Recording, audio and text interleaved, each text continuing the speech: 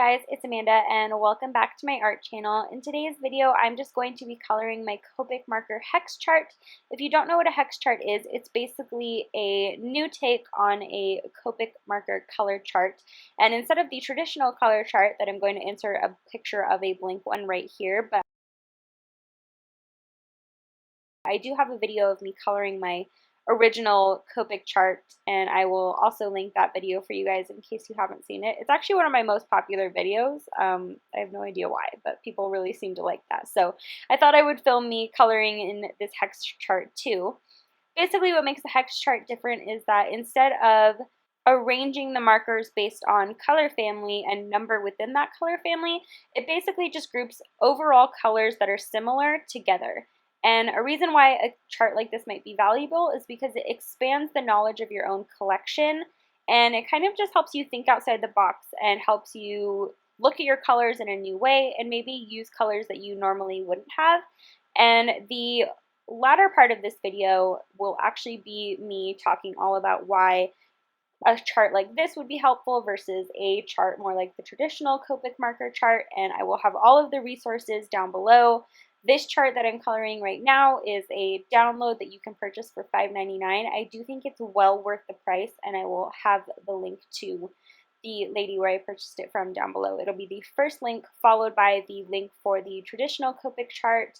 I use both, and I think both of them are very useful and very helpful in their own way.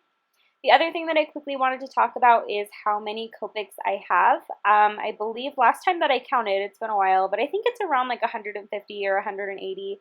I have a lot of people ask me that, or a lot of people tell me, wow, you have a lot of Copic markers, and I'm aware. But the thing that you need to remember is that you don't need every single Copic marker out there. And I do want to make a video kind of talking about all the duplicate colors that I have in the Copic marker collection. So stay tuned for that video. And lastly, I wanted to mention that I actually edited in the gray part of the chart onto here in Photoshop. And the reason I just want to mention that is because it's not a part of the original sheet. I did that myself, and it was an idea that I actually got from Bailey J here on YouTube. So shout out to her because I think it makes the chart just ever so slightly more functional. Alright guys, so I hope you enjoyed watching me color in this beautiful hex chart. I just really quickly wanted to cover why you might use a chart like this, which is available from the Copic marker website that I will link down below, versus a chart like this, because they both have their own kind of purposes, and I kind of just wanted to briefly explain that. So I'm going to try my best to fit both of these in for you guys. Okay, so you can see enough of both of the charts for me to kind of discuss them. So a reason why you might want to use a chart like this one, which is a more traditional chart, is because it gives you a very good idea of your inventory. You can kind of clearly see the markers that you have and the markers that you're missing. However, I don't feel like this is really an accurate representation of the colors that you need. I mean, if you're trying to complete your whole collection, then yes, you are trying to fill in all of these little gaps. But if you're buying based on necessity, which I think most people are, especially because markers are a very expensive investment, it's wiser to buy the colors that you really need rather than just the colors that are blank here. That's where a chart like this would come in handy, because you're able to see which colors you already have that are pretty similar to each other. So anywhere that there's gaps surrounded by a lot of colors, I probably can assume that I don't really need that color. However, these gaps where there's a large area of blank hexes, I can pretty much assume that these are the colors I need to expand in my collection. I can't say for absolutely sure if these colors are going to be similar to ones that I have, but I can be a little bit more certain that these colors will be different from other colors in my collection than colors like these, where they're surrounded by a lot of other colors that I already own. So an example of that would be in the case of R01. You can see I don't own R01, and please ignore E01. That was the only place I made a mistake. So just ignore that. But we're focusing on R01. You can see I don't own R01, and the only other colors before and after it are R00 and R02. Well, I own R00 and I own R02. And R01 is kind of squished between E02 and YR00. And I have a lot of colors similar to that, so I don't really feel like I would need to buy R01. Whereas looking at this chart, I wouldn't necessarily know that because it's only telling me information based on that color family. So it really only tells me the colors that I have within a certain color family. It doesn't tell me the similarities between those color families.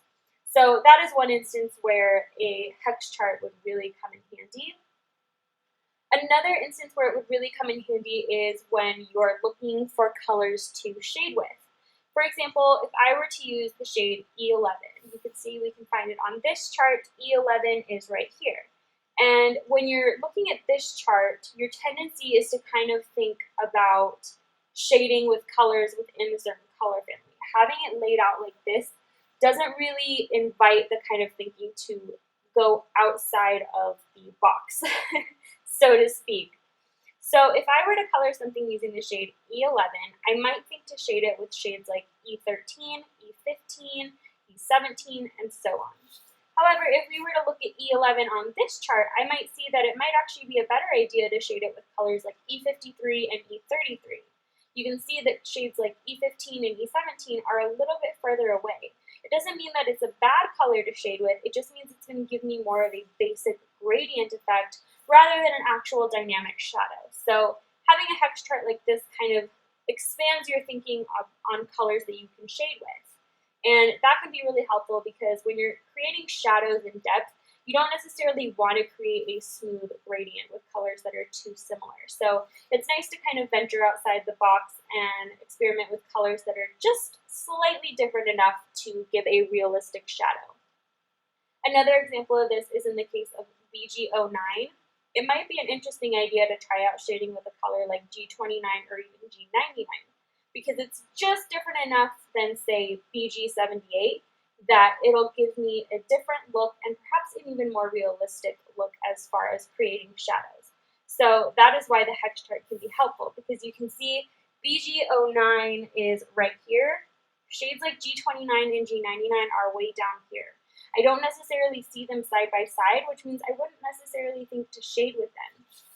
So that's just another example of how a hex chart can be particularly useful, and that's pretty much it.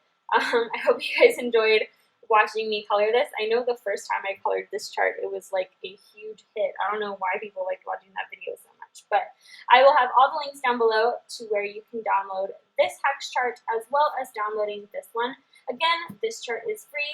This chart costs $5.99, just to let you know, but I do think it is well worth the investment, especially if you are looking to improve your coloring skills with your markers. But that's pretty much it for today's video. I hope you guys enjoyed watching, and I will see you next time. Bye!